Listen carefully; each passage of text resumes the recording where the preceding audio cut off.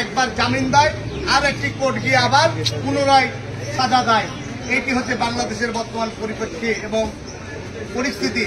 আজকে সেই লক্ষ্যে